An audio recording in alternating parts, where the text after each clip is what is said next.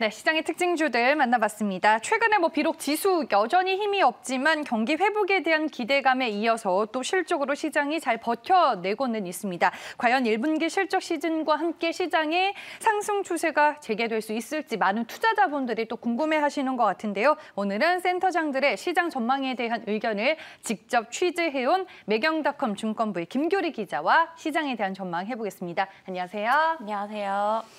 네, 증권사 센터장들 현재 전체적인 국내 증시에 대해서 어떤 관점을 가지고 있는지 궁금합니다. 취재해 오신 내용들로 하나씩 만나볼게요.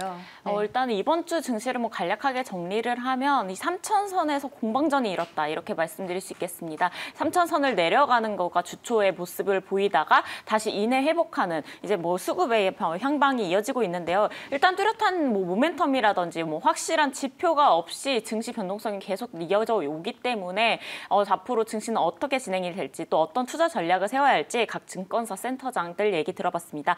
먼저 김영렬 교보증권 센터장입니다.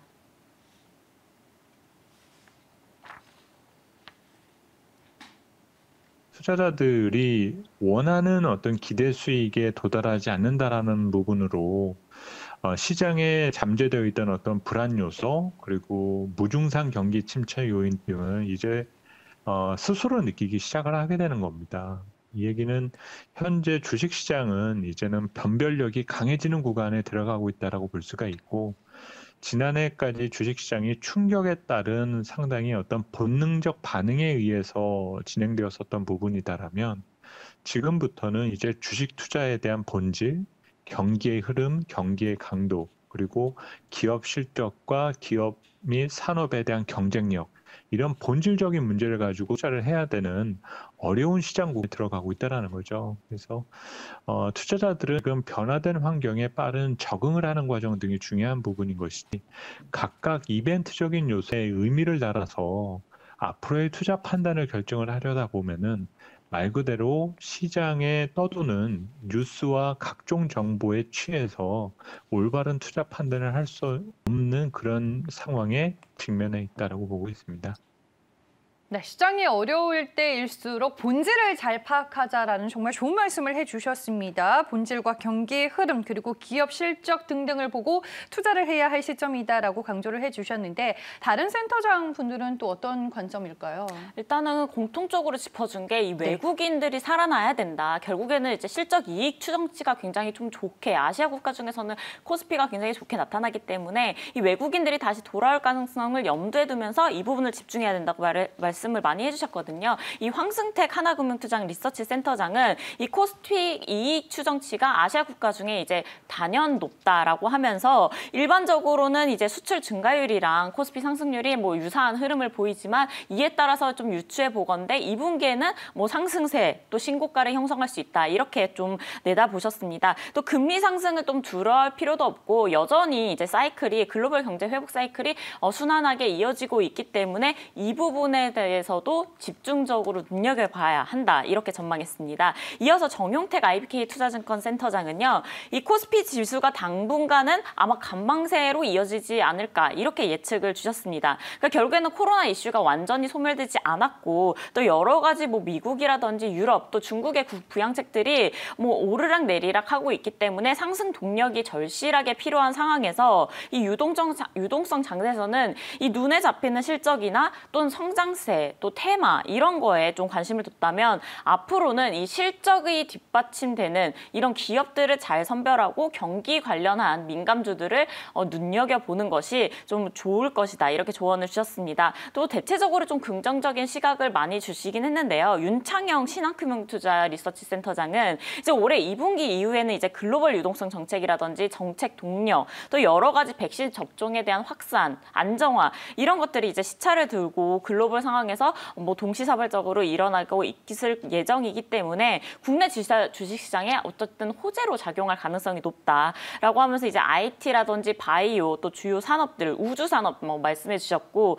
또 유망 산업에 대해서는 여전히 유효하다 이렇게 스탠스를 유지해 주셨습니다. 이 마지막으로요. 이경수 메리츠증권 리서치 센터장은 올해 연내 코스피 지수를 3,500선까지 또 제시를 유일하게 해주셨습니다. 그러니까 최종적으로는 이 대대적인 변화에 변화에 따라서 장기 상승제로 상승장으로 이어날 가능성이 높다라고 하면서 뭐 금리가 올라가면 변동성은 당연히 커지지만 결국에는 이제 회복 속도의 문제지 방향성의 문제는 아니다 이렇게 짚어주셨습니다. 네, 이경수 센터장님, 시장 또 상당히 긍정적으로 보고 계시는 분 중에 한 분인데 속도의 문제지 방향성의 문제는 아니다라는 또 얘기를 해주셨네요. 전체적으로 이제 직접 취재해 오신 센터장들의 시장 의견 저희가 들어봤고요. 일단 지수는 조정세가 지속적으로 이어지고 있습니다. 이럴 때일수록 시장에서는 어떤 전략이 또 통할까요? 일단은 주초에 아시다시피 선천선이 다소 깨지긴 했는데 오늘 이제 장세를 보면은 외국인들만 유일하게 이제 매수세를 유지하고 있고 3020선을 왔다 갔다 하면서 이제 공방전을 벌이고 있다 이렇게 말씀을 드렸습니다. 이 결국에는 연초 이후에 이제 어마어마한 상승 동력은 지금 약간 기력을 잃은 상태긴 하지만 여러 가지 개인 매수세가 또 꾸준히 이어져 오고 있고 또 외국인 수급세가 살아날 가능성이 높기 때문에 큰 방향성은 유지될 것으로 이렇게 조심스럽게 예측하는 부분이 있습니다.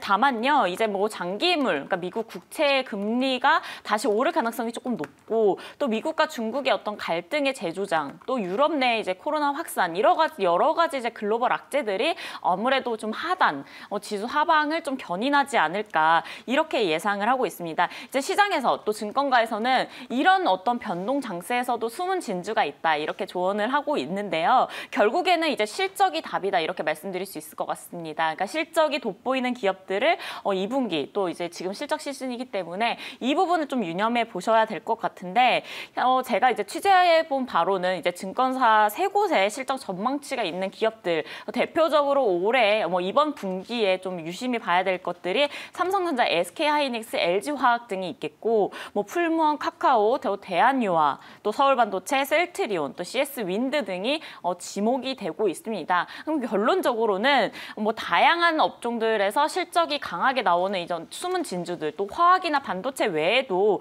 인터넷이나 게임 이런 기술주를 눈여겨보시면 이번 분기 좀 잘 대응할 수 있지 않을까 이렇게 생각하고 있습니다.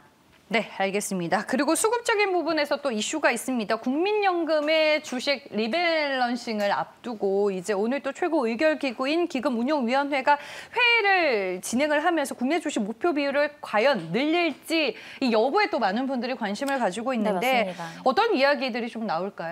일단 전일에 이제 이슈가 됐던 게 바로 연기금이 이 중에서 가장 많은 비중을 차지하는 국민연금이 국내 주식 포트폴리오를 아마 리밸런싱 재조정할 것이다 이런 뉴스가 나왔습니다. 결국에는 오늘 26일 그러니까 이날 이제 그 국민연금은 기금운용위원회를 열고 회의를 본격적으로 하기로 이제 잠정적으로 이제 예정돼 있는 상태고요. 여기에서 주식 비율을 얼마나 높일지 또 유지를 할지 이게 이제 시장의 완전 관전 포인트가 될 것으로 예상이 되고 있습니다. 앞서서 제가 저번 주에도 말씀을 드렸는데 지난해 12월 24일부터 연기금이 52일 동안 순매도 행진을 벌였거든요. 네. 그리고 앞으로 연내까지도 15조 넘는 금액을 무조건 매도해야 이제 국내 주식 비중이 줄어들게 됩니다. 그렇게 되는데 결국 시장 현황이랑 좀 무관하게 그러니까 무조건 기계적인 매도가 이어져 오고 결국에는 이제 개인들뿐 아니라 기관 투자자 사이에서도 연기금의 행태, 그러니까 국민연금이 너무나 매도세를 무작정 하는 게 아니냐 이런 비판의 목소리가 사실은 왕왕 나오고 있었거든요. 결국에 이제 이런 여러 가지 이슈라든지 또 다음 달 또 내년으로 예정된 여러 정치권 이슈를 눈치를 본 게 아니냐 이런 또 비판의 목소리도 나오고 있습니다. 결국에는 오늘 나오는 이제 기금위에서 어떤 발표가 나왔냐에 따라서 이 연기금 또 국민연금의 행방이 결정이 될 거로 보이고 시장에서는 여러 가지 의견이 나오고 있기 때문에 좀 이 부분도 중요 이슈로 다음 주에 대응을 하셔야 될 것 같습니다. 네, 알겠습니다. 그리고 최근에 시장 참여자들이 급증을 하게 되면서 증권가의 실적이 많이 올라가게 됐는데 그로 인해서 증권사 연봉이 또 많은 이슈가 되고 있더라고요. 다들 몸값이 많이 올라간 것 같아요. 어떤 부분들이 좀 화제가 되고 있을까요? 일단은 증권가의 1억 시대, 1억 연봉 시대가 열렸다 이렇게 좀 결론적으로 말씀드릴 수 있을 것 같습니다. 올해 작년부터 시작되는 어떤 주식에 대한 관심이라든지 또 증권사들의 가장 큰 어떤 수익원이 브로커리지, 그러니까 매매를 따른 어떤 수수료 수익원이 가장 크게 나타나고 있는데 이제 지난해 증권사들의 어떤 리포트를 좀 분석해 보니까 전년 대비 한 16% 정도 연봉이 오른 것으로 집계가 됐습니다. 그러니까 중소형사로 분류되는 유진이라든지 이베스트 투자증권도 1억 평균 연봉 1억 시대를 열었고요. 전반적으로 좀 상당히 좋은 좀 보수를 받았다 이렇게 정리를 할 수 있을 것 같습니다. 이날 이제 증권사들의 평균 금액을 좀 구체적으로 말씀을 드리면 1억 2,325만 원입니다. 그러니까 전년도 대비 16.3% 올랐고요. 이제 가장 큰 미래에셋 대우의 1인당 평균 연봉은 1억 400만 원 정도로 좀 18% 정도 늘었다고 보시면 될 것 같습니다. 또 이 중에요. 삼성증권이 1억 3,100만 원으로 20%가량 늘었는데 네. 연봉 킹이라고 부르는 증권가에서 가장 많이 받았던 분이 바로 이 삼성증권에서 나왔습니다.